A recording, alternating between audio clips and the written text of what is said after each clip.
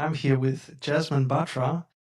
Jasmine is a migrant entrepreneur, a powerhouse in business, an educator, the founder and a leading force behind Arrow Digital, which is one of Australia's leading digital growth agencies, going strong since 2007 with some huge trusted clients, including Telstra, Queensland government. But I think what stands out to me most about Jasmine is she has a really big heart when it comes to helping others on the path of entrepreneurship and building, and especially minority communities, purely from a devotion to do good and to create opportunities for those who perhaps might not have the same advantages as others or privileges as others. And I experienced that a few years ago through Big Leap, one of Jasmine's many initiatives, where she gave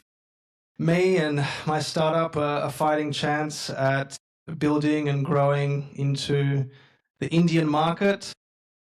And so we've had some amazing memories throughout India and the Taj Mahal and the entrepreneurial hub. And yeah, I'm just really, really grateful for the work that you do, Jasmine. Not only the impact that it's had on me, which has been very meaningful and heartfelt, but also just on so many other entrepreneurs and migrant communities as well. So thank you so much for being here. Thank you, David. Thank you for having me here. And I'm really looking forward to our conversation today.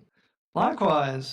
And yeah, I think straight off the bat, what has come up for me and has always been a really fascinating story that I love hearing from my parents, since they're also migrants from Romania, but also anyone who's had to make the difficult trek and to uproot their entire lives and to move to a new country and to establish, a new lifestyle altogether.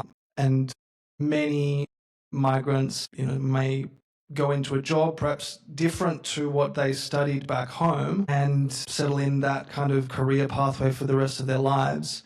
You decided to channel your time and your resources and your energy into building something like Arrow Digital, and you've had a remarkable success. And you're going on SBS today as well to advocate for Indian Australians, which is such an amazing testament to your growth and your devotion. But can you perhaps just take us back to that moment, when you landed in Australia? What was that like for you, navigating the challenges of being in a foreign country? And what was it inside you that kind of spurred you on to want to build something of your own? A great question. So we are going back 22 years now. It was when you come to a new country, you come with a lot of dreams. You have a certain vision of what that life would look like. As someone who had always lived in India, the only thing I knew about living in a foreign country is that you have to do all your work yourself, which itself was pretty daunting for me because I was working in a corporate role, working and had a lot of help available. And then you when you come to a new country, you learn the skills of living life. You learn how to build your life. You're also learning how to decode the culture, the language, the unsaid rules. All of that is a lot for anyone who's coming, whether you come because you are living a life which was chaotic, turmoil, war situation, or you're coming from otherwise which seems like a good life for some more economic opportunities, for growth, for seeing and contributing. The challenges are very similar. So to your question around what, the pathway, it's always first you come to a new place, you want to look for a job similar to what you were either working, which matches your education qualifications. I was working as a project manager for a fintech e-learning company, a US company based out of, I was managing a team of about 60 people in the center there, which was the whole software development life cycle. And you come here, you apply for roles. And I still remember that sense of rejection you get when one after the other job that you've applied, you don't even get an interview call. And one of the roles was exactly like e-learning, fintech, project management. And I actually applied for a 2 rungs below. It was a project leader job, which was not even a project management or team leader. So didn't even get a call. And that's, I think, a true for a lot of migrants. And even 20 years now on, I hear migrants who come from very qualified learnings that they have still struggle to find something which matches their skills they bring. And that's a huge underutilization. I mean, that's a for Australia not being able to tap into that intelligence. Just take us through that mindset that you had and that you've adopted, and I guess how that's translated into business as well. Because what came up for me as you spoke about the rejection is, I remember my dad talking about when he landed. I think he submitted like 1,000 applications to get 7 callbacks. So the rejection is very real and very prevalent, especially for migrants. How did you respond to that? How did you respond to that when you were going through it? Yeah. So earlier you just sort of start to question your worth. But then comes the shift where you go like, something is not right here. So I actually called one of the roles which was advertised and I said, I think this is just written for me. And I was told, well, we are looking for local experience, but we do have some. This was done through a recruitment agency who had advertised the role. They said, but there's a job in a call center, if that's what you would like to take up. And I was like, call center in India, this is at that time, was you just had to be sort of you could be, just high school and you could get a call center job. And here I felt my parents have spent money on my MBA program and given me all the education and skills. But, that was the mindset shift that you don't come from a feeling of, do you know who I am or entitlement? You got to prove yourself. And this is what I would share with people who are listening, that we know what we are capable of, but out there they want to see what you can actually do. And Australia is good with that. So with that first role that I did of selling credit cards, cold calling people to sell credit cards, it was actually a Citibank campaign I did. And you call them and then you say, actually, you don't qualify. So it was not a very easy role, but it gave me so many skills on sales and as selling and building rapport, and with my accent, which was, very fresh from India, being able to build those conversations. And yes, you found few people who just would hang up, but there were few who listened, who understood, and you build. You talk to them and you learn a little bit about the Australian way of humor. So I would say that has been quite important. And then you learn that actually it is what you think between your head about, people should know about my capability. It shifts from, I need to put in the hard yards. And once you do that, it just works. So I'll just share 2 things here which come to my mind. And one is about our Steve Jobs, who talked about connecting the dots, like things make sense in hindsight. Now, I had done a lot of roles, but never sold anything. So taking that job of telesales gave me the skills that I would need later when I set up my own company. And if you know anything about starting a business, one skill you need to have is to sell yourself, sell what you're building. And that is, again, pretty critical. And then I think the second part is about knowing that life has a design for you that you have to go along and trust that, things will open out. It may take time. They said God's delays are not God's denials. So it just means that you have to persist, and perseverance is something we as migrants, we are blessed with that. That is definitely a strength, built through the fire of hardship. of migration. But did you know, or did you appreciate that, perhaps higher design for your life and trust in that moment when you were, on the phone doing cold calls? It did come about. It came up very quickly. There was that short period of self-beating and, feeling sorry for yourself. But very soon it really turned around. And I think the big shift was in knowing that that I've been put here because there is something there which I am sorry, I've just lost my train of thought. Gosh. Like you've been put here. Sorry. Let me have a glass of water. So good. We can edit this out as well, by the way. What was I thinking? Did you always know that?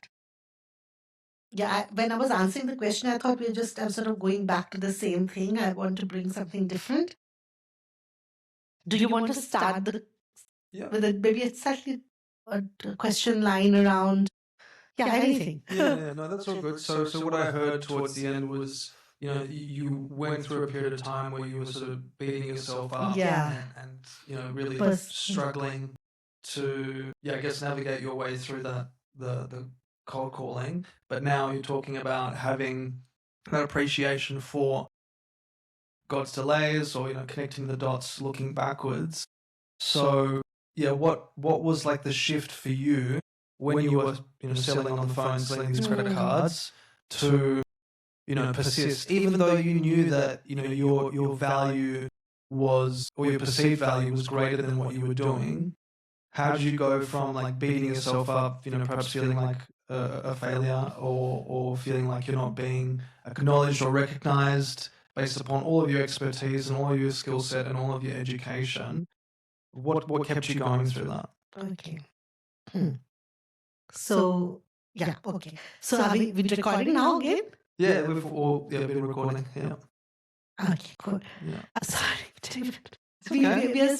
We are starting from where we finished, and now you like have the perseverance, and you're starting another question now. So I was just like using and we are starting now. I thought you were just explaining to me that this is what you're going to do. Oh, I was just reframing the question. We've been recording the whole time, so. Oh, okay. Yeah, all right. Whenever you're ready, I can ask a different question if you want. Good. Let's go with a slightly different question. I'm thinking I want to bring the fact that you start with just paying the bills earlier as a migrant. Your focus is survival, Yes. and then you start to go about, okay, how do I do something where I'm contributing? What am I bringing here?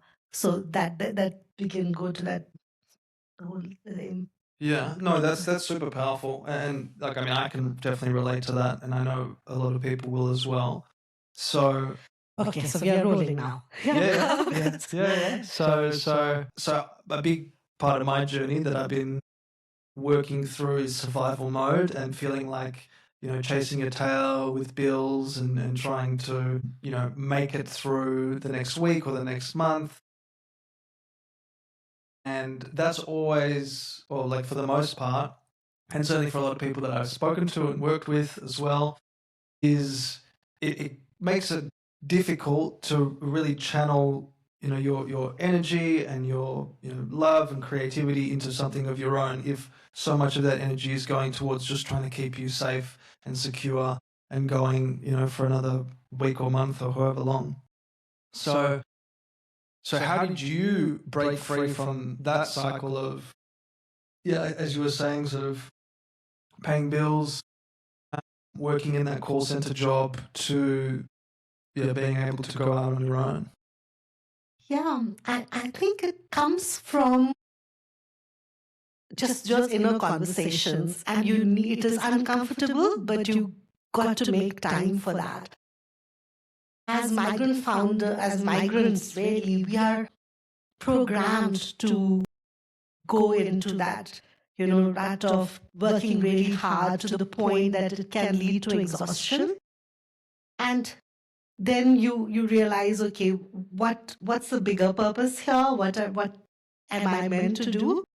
And for me, the shift came about when I, sometimes they say necessary is the mother of invention. So you do get to a point where you are doing things, but you just feel that I could be contributing so much more. With the one thing I learned about Australia is that while it is still not where it needs to be in terms of recognizing overseas qualification, it is pretty good with recognizing and rewarding people who show up and do good work.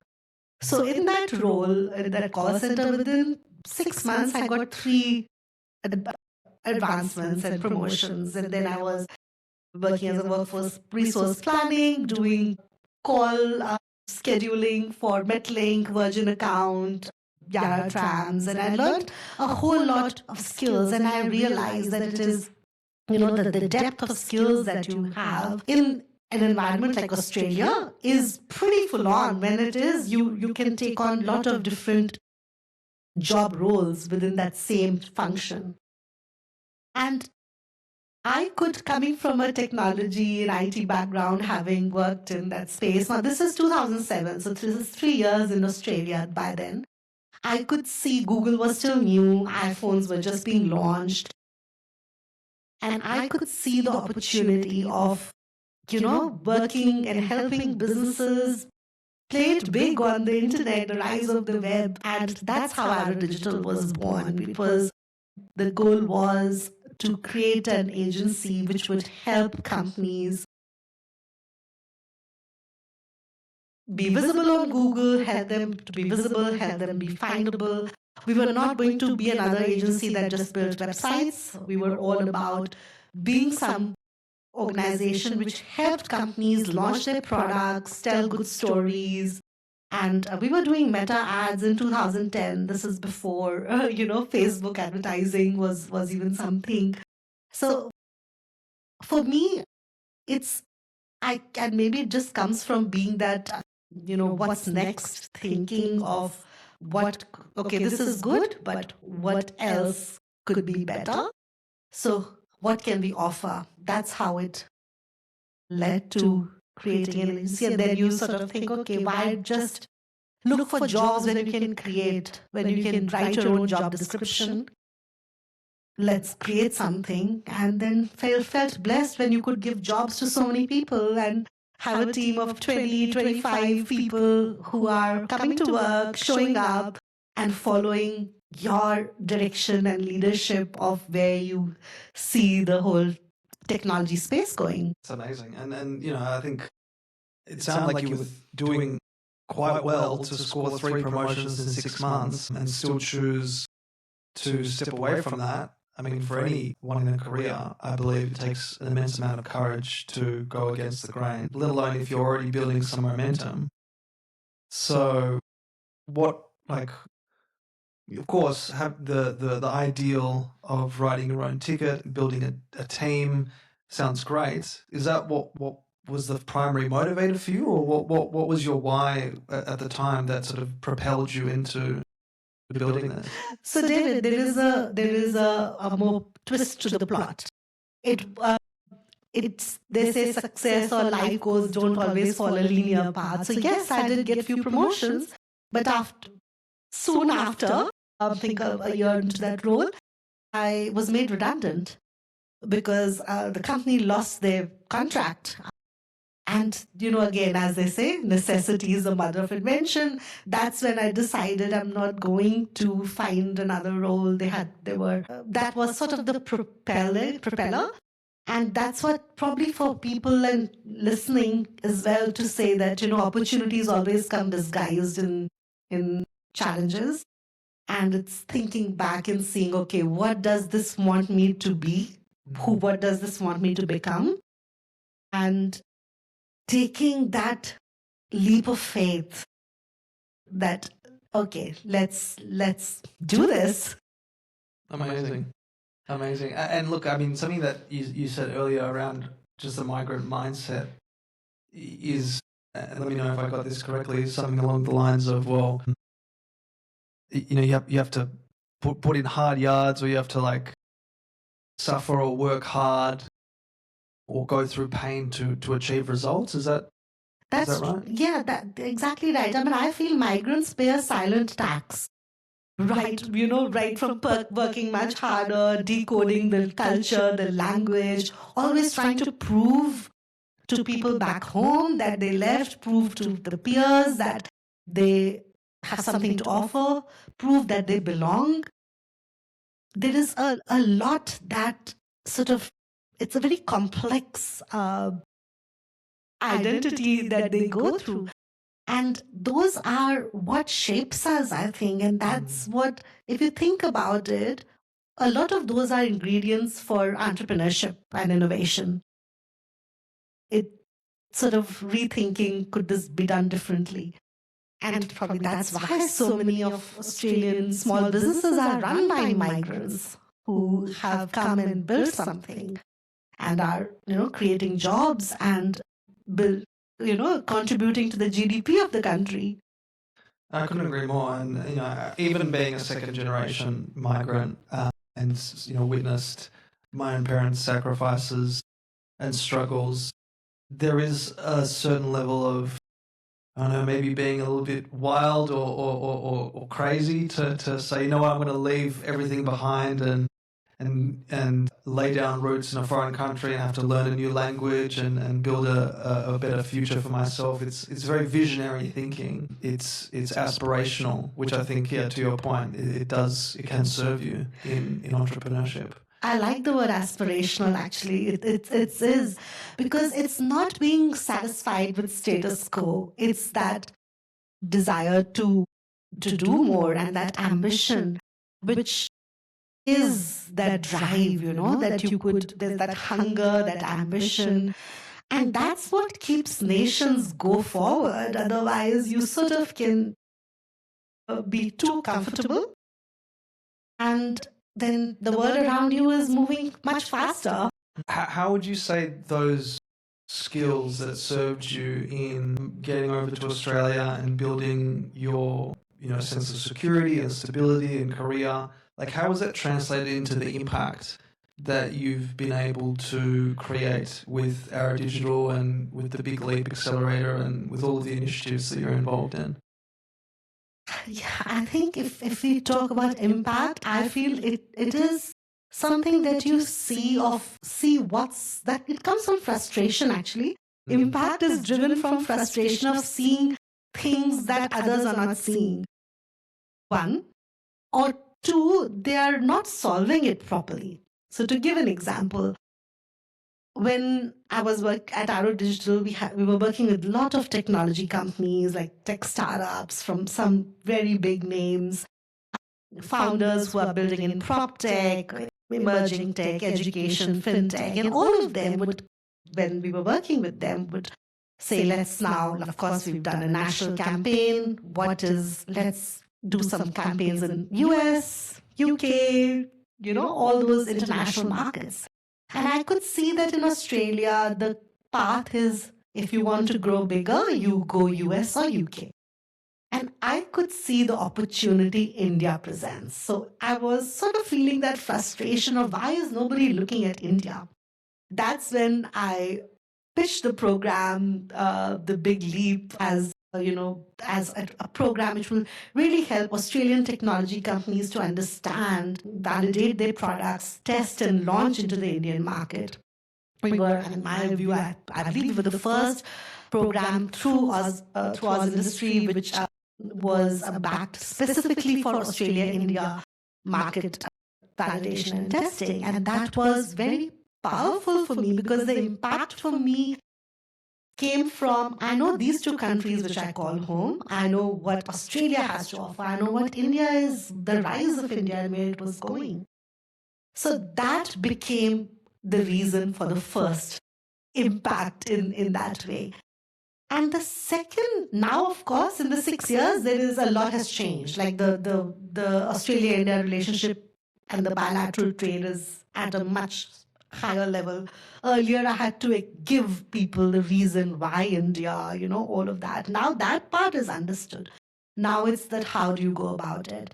And problem now I see is that how it is being solved is is what makes me concerned, that it is very super, it doesn't go deep into what the cultural intelligence is required, how decisions are made.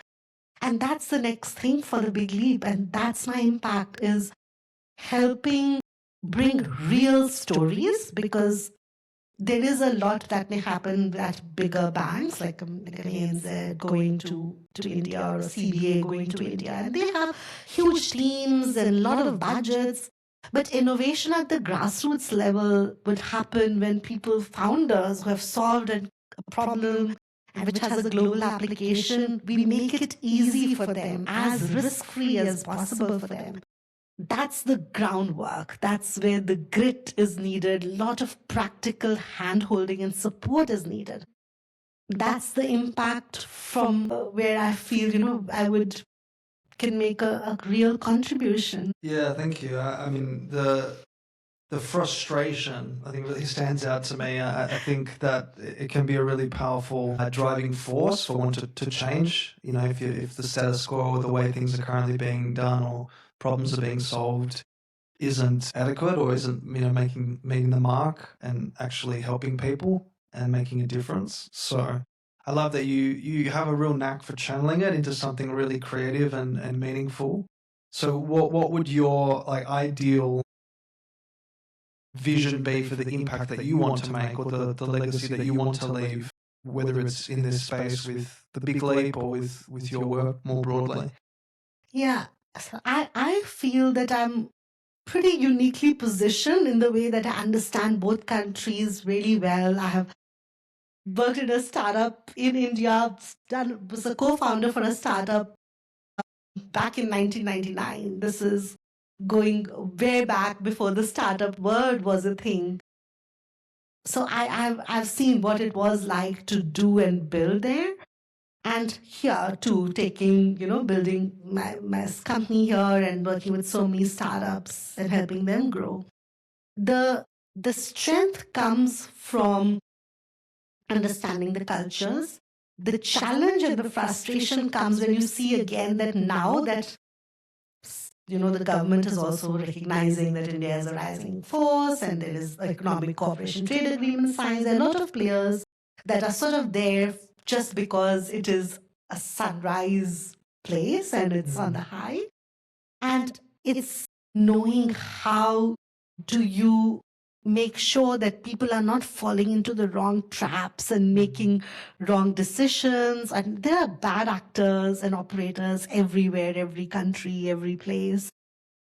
And I think for me, the goal is to make sure that we bring them, connect them with people who I know, have known, trusted, and good contacts, good introductions, connections.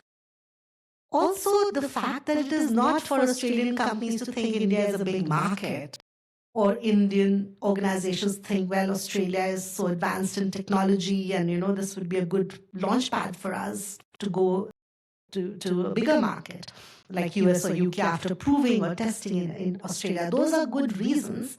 But the main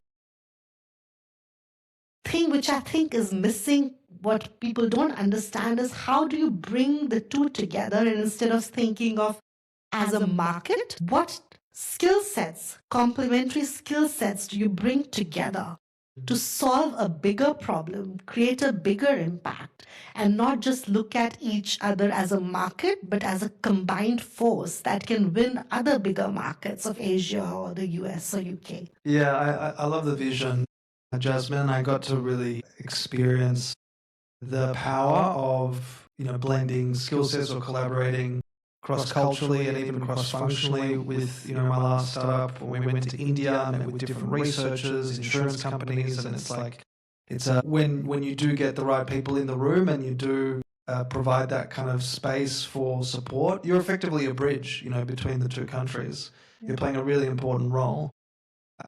But I think what I think would be really useful for someone who's listening, who perhaps is a migrant or perhaps even a person of color, is just, if we can change gears a bit, Jasmine, and for you to share what have been the inner challenges or inner struggles that you've had to deal with and overcome being not only new to the country, but new to the startup world, and not speaking the language. And I mean, I've definitely felt at times like, why would anyone want to listen to me? My surname is really hard to pronounce, right? And that's had a very silly but common limiting belief that I've had to learn to overcome. So what does that like inner game look like for you to be able to stand out, to establish this brand as being a bridge between the two countries? Great question, David. I think it has been that, you question because you look different, you sound different, your skin tone, your accent, everything is different. I was blessed to have been educated in a school where my parents invested in. I studied in India, but I went to an Irish convent. So had, I thought, good command over English. But when you come here, it is not the same. The accent, but also the vocabulary, the words, the way people talk. It's a very Aussie English is its own language.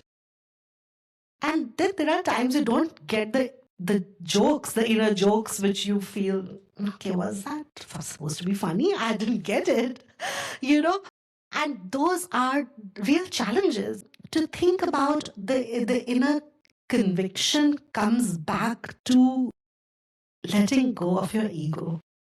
And it is always work in progress. I am not saying I'm there, but I do try and remind myself of that. We all, that identity that we attach ourselves to and that ego, when it starts to become bigger and overplay, that's when all the things start to creep. And when you switch it from that to empathy, to really understand that why is it that this person looks at me differently, is not necessarily because I look different, it's because they really find it hard to sort of comprehend some of the things, or because I'm not dressed the way they do. We are, as human species, we are all conditioned for conformity, and otherwise we feel threatened, we feel something is not right. And the onus is just as much on us. And I feel that if you're coming to a new country, you got to come from that place of contribution and assimilation. Of course, we bring the richness of our culture. So interestingly, David, just now when I was coming to you for this podcast, the guy on my Uber, he was a migrant from the Middle East. And we just started chatting, and I said, I'm going for this podcast, and we're talking about migrants. And he was like, yeah, of course, it's so good that, all these people of different cultures live here. Otherwise, Australians would just be having, what do we say? Meat pies and egg and bacon. We have now so much richness in our food and culture. So we bring that in. So you bring your culture in. But I'm also very big on the values as a national fabric. So how do you blend while still keeping your heritage? And that's a national conversation. It's something that we need to have. And for me, that aspect about knowing that you're part of something much bigger, that knowing that makes it easy. Then it stops being about yourself and more about the representation and who you are. Like, you are representing your country, your culture, your people, your race, your gender. So you don't want to be the one who is, just sticking out because you are. But we all should be able to stand behind one flag and one country, and that is still very important to me. Loosening the grip of the ego is much easier said than done. Oh my God, yes. I know you do a lot of work on that as well, David. I've been reading some of your things, and you talk a lot about that too. Well, yeah, I do, and I want to talk about it now because I think it's one of the most important things anyone could ever do. I believe that one of the biggest lies that we've bought is the illusion of separation, that just because we all look different, that we're somehow separate to each other, which I don't believe is true. And it's our work to remind ourselves that we are part of a greater whole. But yeah, it can be really difficult, like you said, when you attach yourself to this identity and you're, settling in a foreign country, and you're like, man, I'm putting in all this effort to socialize, to acclimatize, to acculturate, to, do good work at my job, and people are still looking at me funny, or they're excluding me from conversations, or they're not giving me the opportunities that I feel like I deserve, and I feel like I'm not being treated fairly. So how have you loosened the grip of that ego? Like, what does that actually look like in practice? I have moments. There are times when you really feel that why? Like, why is this such a clique, and you just still don't feel that you really belong and are not asked for opportunities which should come to you, or could, where you feel that these people are in a position of influence, they should be, taking your name when those opportunities come up, and you feel that it is denied because of those factors.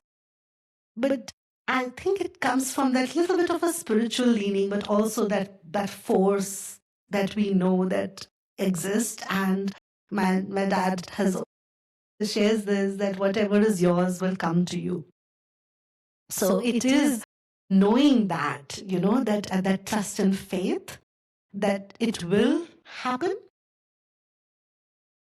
And of course, it means that we have to work twice and, twice, thrice, many-fold harder to get to the same space where somebody who is a non-migrant would get to. It is, I think I've seen this in every single person. There's so much more, they put in a lot of more hard yards. And it comes with the territory, I think, as well, that, you have to do that. But then we are also gifted, right? Understanding different cultures, you get that intelligence of pattern recognition between cultures, between markets, between people, so you can see a whole lot. And that's what it comes to. So one of the things I do is my gratitude journal. That helps me, as you said, when you feel that, but why not me? Why wasn't I picked up for this, or why did this not come to me? And blessings, gratitude, that's something really helpful. And I have a very simple way. I just have 3 things. What what stood out for me from the previous day. And I also like to set the intention of what I would like the day to be. Then there are days or weeks when it just is so much that you don't take the journal and write out. And then thankfully with the voice notes, at least you could do that. So I'm looking for some technology which can make it even better. But that's really the way. What are your ways of how you find dealing with those challenges? Yeah, I mean, I'm with you. I think journaling is important. It helps us slow things down and slow the rumination and the egoic mind from going wild. And I think the thoughts start to lose their power when they're on paper versus running amok up in the head. So I do that as well. Meditation I think is really important as to de-identify from those thoughts. We've spoken on this on other episodes as well, but my belief, and this is shared in Hinduism and Buddhism as well, is that the root of suffering comes from misidentifying with your thoughts and emotions. So it's like, oh my God, I can't believe someone didn't give me the opportunity that I feel like I deserve. Like this is absolute bullshit. Like how dare they? But notice that that's not you. It feels like it's you when you're in the moment, and the frustration and the anger and the rage and the resentment is coming up, and it feels like it's consuming you. But that's where the suffering is, because you feel like that's you, but it's not you. The thoughts and the emotions, they're just like visitors that are passing through your home, and if you try and latch onto them, then that becomes a problem, and it creates more suffering. So I think those contemplative practices have helped me. if you had a message, though, for a migrant entrepreneur or a person of colour listening who can really relate to these challenges and perhaps, are pitching their startup in a competition or to investors or to clients, or they're going for a job and they're just getting hit with rejection after rejection, and they're feeling really dismayed and they feel close to giving up. What would you tell them, knowing what you know now? Wow. Well, I would say that your difference is your strength. If I look back the 22 years that I've been in Australia, the first 5 years were all about proving myself and, sometimes a little bit of entitlement as well, that, I'm bringing so many skills. Why is nobody looking at me? And then you proving yourself. And then I think if I look at the more recent 5 years, it is about knowing and being just secure that I do belong and I have something very valuable to add. And when that shift happens, that's when you stop chasing things and, and I'm sure, David, you've seen in your life when one thing doesn't happen, something so much bigger and much better presents itself, which you could not have taken if the thing that you were after came about. So my message for all those migrants who are in those early struggle days is to really have that faith that, it will be okay. It will be okay, and your soul's journey, whatever you're meant to do, your passion, don't compromise on that. Keep that desire and that intention clear. Because if you're there to serve, you will find the pathways to give what you have come to this world to do, to contribute. I love that, and faith has been a big part of my journey, and there's actually a lot of research that's come out now that having a faith in something greater than you or things working out actually can act as like a spiritual protection from depression in many cases. So it sounds great, but practically, how does one build faith? Like, how have you built faith? Oh gosh, David, it is so. I just had this. I'll share a story with you. This is for early years at Arrow Digital. Probably we had grown from a 7-member team to about 14 in a very short span. And we were doing really well. We had clients who were very happy, who we were doing really good work for. We were getting referrals, and the team was recommending other people who we could bring on and hiring their friends. So it was a very good place. And we were on Collins Street. Again, a desire as migrant entrepreneurs, when you figure out, oh, this is the place, this is the postcode, this is where I want my office, you are in that zone and you want those items to be ticked off. In some ways, I thought I was sort of living that reality, having an office on Collins Street, which was my ultimate good thing when I came to Australia, and learning that this is where all big companies which have arrived do it. It's so superficial now, really, to think about it that way. But that was the time. And then one afternoon, I was opening my mail, and opened this letter, which had the office mail, and there was this letter of a company that was a very big client of Arrow, which had gone into liquidation. And I had spoken to the founder of that company just 1 week ago. They were a solar roofing company. They used to install solar panels. And he was on such a high as well, doing so well. They had signed up solar panels for 5 large schools. And they had all this new contract and revenue. And he called me a week ago to say, just love the work your team is doing. Keep doing this. Our phone hasn't stopped ringing. We're just signing orders. To get that letter, I just sank in my chair because they owed us at that time $28,000 in the revenue. Like, we were paying for the advertising and we had all this bills about one of the previous invoices, which was also, and he said, look, we are having just some cash flow issues at the moment, but but I've got some good contracts. And now the responsibility is not just me, my job, my bills, my mortgage. It's all the people I've employed. So when you talk about how do you make, it is always about beyond yourself. Because I was like, how do I tell the people somebody who had just joined a week ago as well, a team of 14 who you have to pay your payroll, that, our reality looks suddenly different. With that business, and a lesson I learned, it is not always about revenue, it is about cash flow. So they had so much business, but their cash flow couldn't keep with the payments that had to come. So the the creditors decided to just, say that the company couldn't trade. And for me, it was bringing that inner strength, that if in this role, my role as a leader is not to, have a cry here. It is to step up. What does leadership need here? To bring that sense of, yes, we are doing great work and we need to win more work.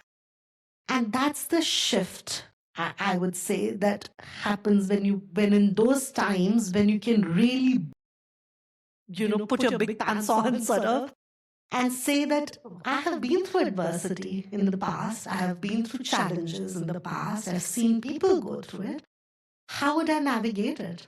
It comes from optimism, hope and optimism.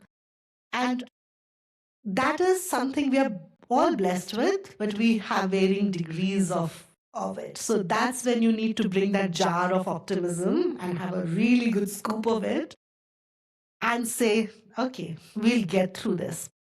And that's what we did. I didn't tell any, except for one person in the leadership team. Nobody else in the team knew that we had this situation.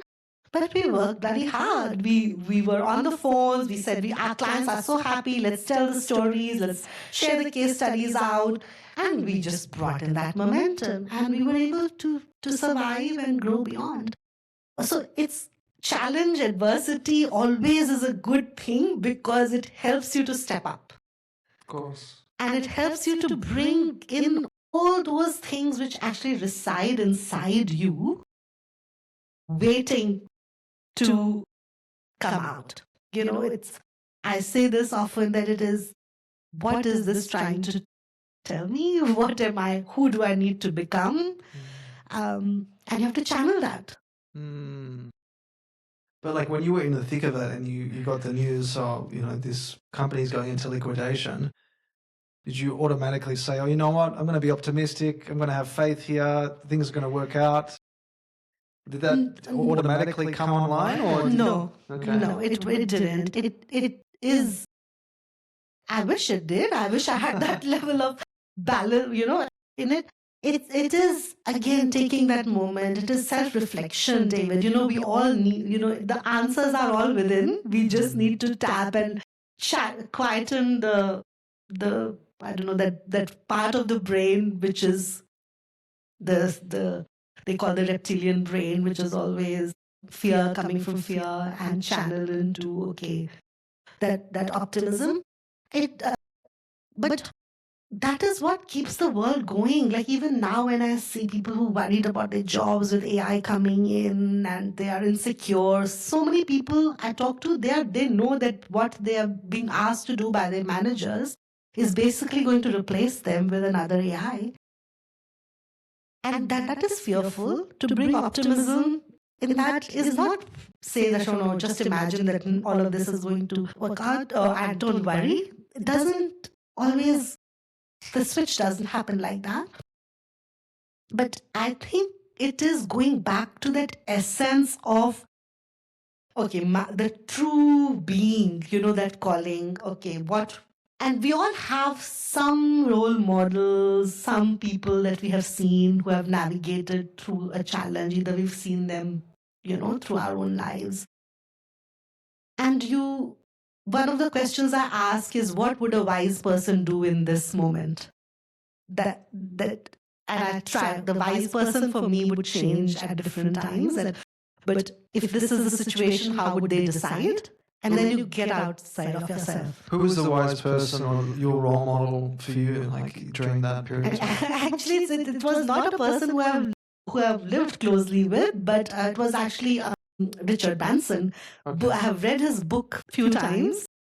And I've seen in his book where he talks about that situation of losing the record deal, things that he had put so much into it. And then, so you got to find somebody who, and your role models will change at different times based on what you're traveling. So that's why reading, podcasts, people in your lives, all of them are really good.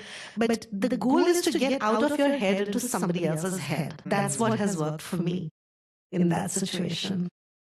I love that. I think that's really powerful, because if we think that we're the only ones going through the challenge, then it just like deepens the pit of suffering that we're in, and we feel like no one else understands or can relate, or there's like no way out. But I think if you can find a role model who has a similar story or that you resonate with, you basically got a blueprint for optimism and for hope. You know, it's like, oh, if they can go through it, then, you know, so can I.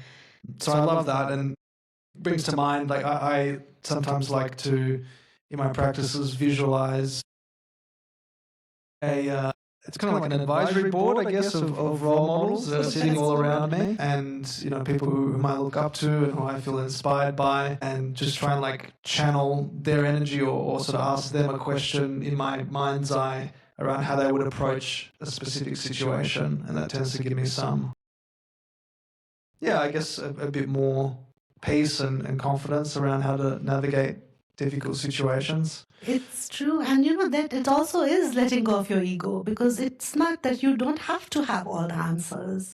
And there are, you know, the answer could be coming from outside of you, and it takes the pressure off, because the big thing is that pressure that what should I decide? What am I, what's my role here? But the moment you let go of that and say, okay, let me be guided here, it makes it easier. Spot on. And I think I was saying this to a friend, I'm glad you said it, Jasmine. I think all of us, for the most part, and I've been guilty of this as well, feel like I have to do this all on my own. And you even said that earlier around, you know, that sort of migrant mindset, like I have to put the burden of, you know, my family or my homeland or the world on my shoulders. I have to figure this out all on my own. But if we think about all of the difficult situations that we've been through, you played such a tiny role in it. Like in that situation, you know, what things needed to happen for you to surround yourself with a hardworking team, you know, with the right resources, with the right technology, with the right, you know, the right sequencing of events, the drive, the emotions of other people and the way that they were able to manage it. Like there were so many other things that were taking place outside of your conscious control. And I think when we start to realize that, then things do open up, and we start to, you know, loosen the grip on things and realize, a manifestation or an outcome or a result is really 99.999% out of my control. As long as I'm showing up and I'm doing what I can, and I can, you know, have that faith that you're talking about, then things can work out. And if they don't work out straight away, they will work out in the future at some point in time.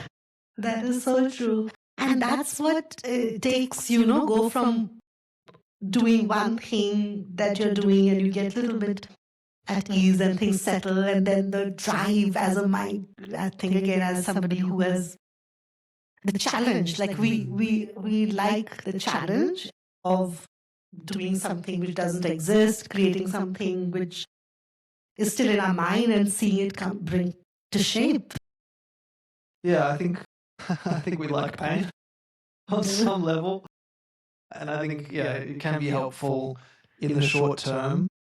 But I think what I've learned is that, you know, like you're saying, sort of channeling into something greater than you, and going from, you know, me and my pain and my history into how can I serve this community of migrant entrepreneurs or women in tech, that you know, I think propels you from a different place, a more expansive, loving, impact-led place, as opposed to, you know, I need to suffer to get through this. And that is actually a really good segue into my last question as we bring this in for a landing. What does being liberated mean to you, Jasmine?